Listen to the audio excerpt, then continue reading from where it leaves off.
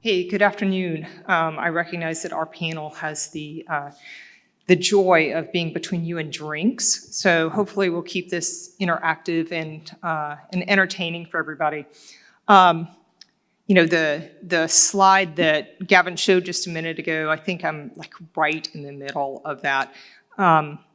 It's a weird place to be because I am not like any of you in this room. The work that I do is a little bit different. But we'll talk about how we all have kind of similar challenges. I want to say thank you to Ryan for the invitation to be here and talk to you a little bit about the work that we've done with Everstream over the past 5+ years. I listened to Gavin's podcast to hear a little bit more about that, but hopefully we'll have a chance to talk about that some today. Let me see here. All right, let me tell you a little bit about who we are and why I say that we're different. So normally when I talk at conferences, I'm the person who is here to make you cry. I'm not going to do that today. I'm not going to tell you about how we help the Native American tribe move the rain barrels to the community in North Dakota that were stuffed with food, and then they use them for capturing water because they don't have clean water on their lands. And I'm not going to tell you about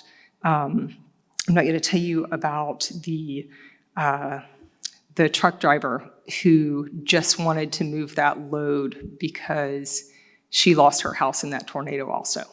So I'm not going to talk to you about that stuff, but what I am going to talk to you about is about how supply chains and logistics can be used for good, and some of the things that we need, some of the information we need in order to do that work for good.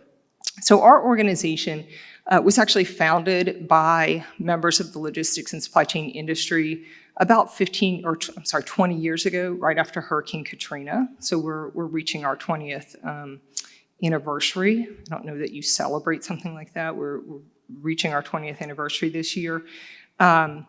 And we really exist to help disaster relief organizations access donated or discounted services, expertise, equipment to help them do their response better. So we're all about bringing the logistics community to support in disaster relief. We do that in a couple of different ways. We again, help them access those resources. We also provide information. We're going to talk about some of that today, to help businesses better understand what's happening during disaster. And then finally, we also work with organizations like government emergency management agencies to help them understand what's happening in private sector supply chains. So with that, let's talk about the problem that we had. How many of you guys remember 5 years ago, right about this time, what you were doing? 5 years ago this time, I was actually speaking at a conference about this strange new novel virus that was out there and how, we probably needed to think about our supply chains because we weren't really sure what was going to happen. And all of the chief supply chain officers that I was talking to were like, yeah, whatever, we're going to be fine. We know how to do this. A couple of weeks later, that really was not the case, right? So the inspiration for this project that I'm going to tell you about came about because of COVID. And if you remember, every jurisdiction, every state, every community had different reporting requirements, different compliance requirements, different things that you had to take care of if you wanted to move in and out of those locations, whether it had to do with curfews or things like that. I was getting calls literally every day from folks telling me, like, I just need to move from, Lehigh Valley into New York City. If you live in New York City, you should know that all of your food comes out of the Lehigh Valley supply chain warehousing spaces.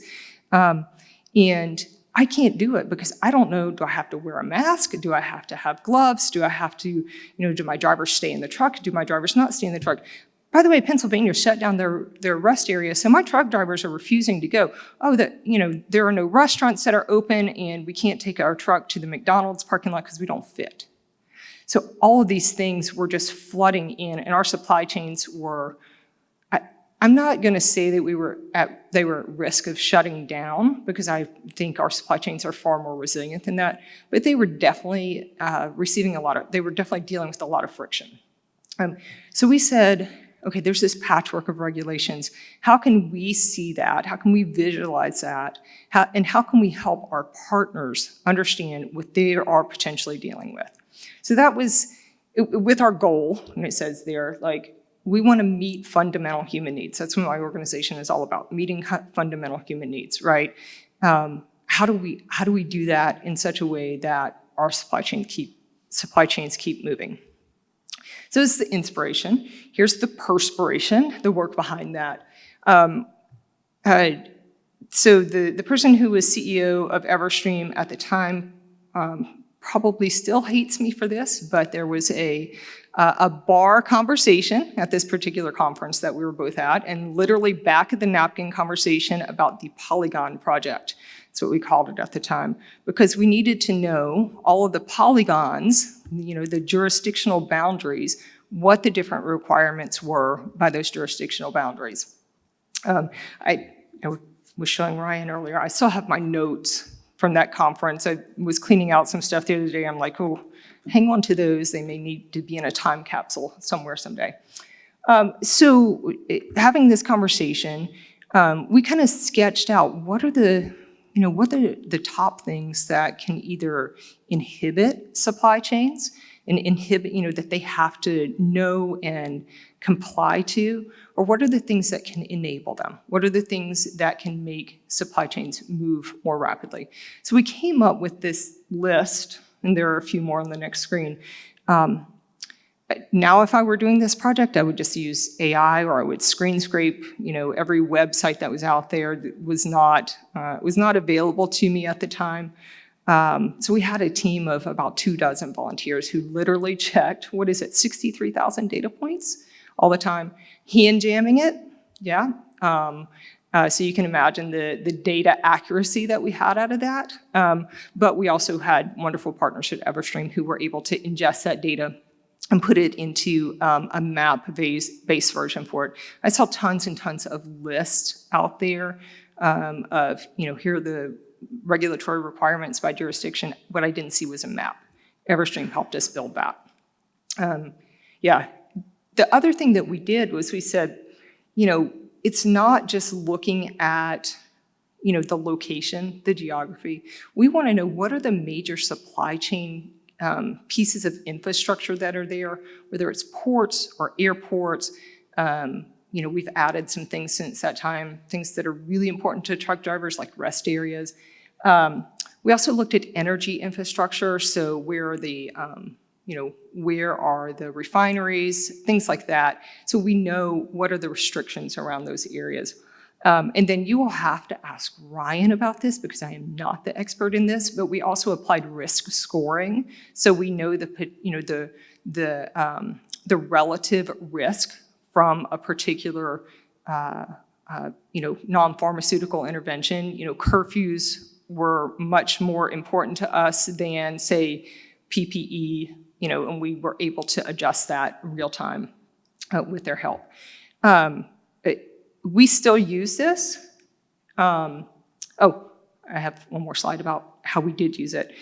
So businesses were able to go in, they were able to rapidly look at the map. This is probably looking at that, Oklahoma and Nebraska, who cares? I actually live here in Florida. I'm surprised it's red because COVID was never real in Florida. But you could see that even down to the county and city level, you were able to very quickly assess what was happening. The color tells you the relative risk. Clicking into it gave you that whole list that I showed you before, gave you all of the information, including clickable links. So we could, businesses were able to very rapidly look at their potential disruption. So we call it our Supply Chain Intelligence Center, which I think was a name that Everstream gifted to us, so I'm grateful for that. We still use it. Now, COVID is, not really in our rear view because I think it's, it's still out there. I think we should probably also think about, this avian influenza and potential disruptions from that. Certainly if you've looked at the price of eggs recently or the availability of eggs recently, you know that that's a real thing. And even, I got a note from Louisiana Motor Trucking the other day that says, hey, if you, FMCSA, Federal Motor Carrier Safety Administration, has issued a hours of service waiver regionally. So if you're moving your chickens from Louisiana to an area that has less influenza, you don't have to abide by the hours of service thing. And this is something that we put into our Supply Chain Intelligence Center so that people can see that. So how do we use it now? Well, we still track what's at risk. All of those different supply chain components are still there. The ports and the airports and the energy infrastructure is all still there. But we use it for more, I'll call them everyday disasters, unfortunately. So things like, we looked at, I think this is it was Tropical Storm Helene by the time it made it back to all the way up to North Carolina, but certainly it, did terrible damage there. So able to look at that and say, what is the potential flooding, not just today, but up to 10 days in the future for these different points on the map, or really anywhere. I look at it when I'm taking a trip, so I know, hey, along my route, what's my travel going to look like weather-wise. I think that's like last Friday's winter weather, whenever Gavin, I had to send the slides into Gavin. But it's up there. Now I looked at it today, Florida's still clear, you're going to have great weather tonight. So we do continue to track all of those things. And the great thing about it, I mentioned all of the different locations. We still have risk scoring affiliated with them. It is no longer affiliated with COVID, but it's affiliated with, the weather conditions. So you can see like, any Philly fans in here, congratulations. I picked the Port of Philly for you. You can see all of the different infrastructure in the list of assets. We call them assets, the assets that are out there in their potential risk. So what did we learn from doing all of this, right? Well, the first one is probably obvious. I told you about those 63,000 data points we were checking weekly. And so just managing even a small amount of requirements manually is a hassle. So whatever technology you have available to you to help with that, I wish I had, again, I wish I'd had AI a few years ago to deal with it. The visualization, I think, I mentioned that there were so many lists out there. Nobody had time to scroll through pages and pages of lists. I needed to just go look at my route from point A to point B and know every step along the way what I was going to be dealing with. And that helps with decision making, not just me, but all of our business partners.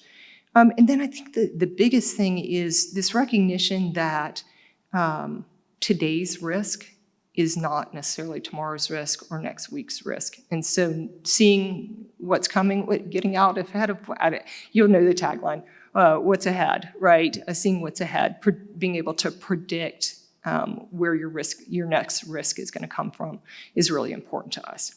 So I will leave it there. Again, huge thanks to Ryan and the Everstream team for partnering with us on this. Looking forward to our conversation in a minute.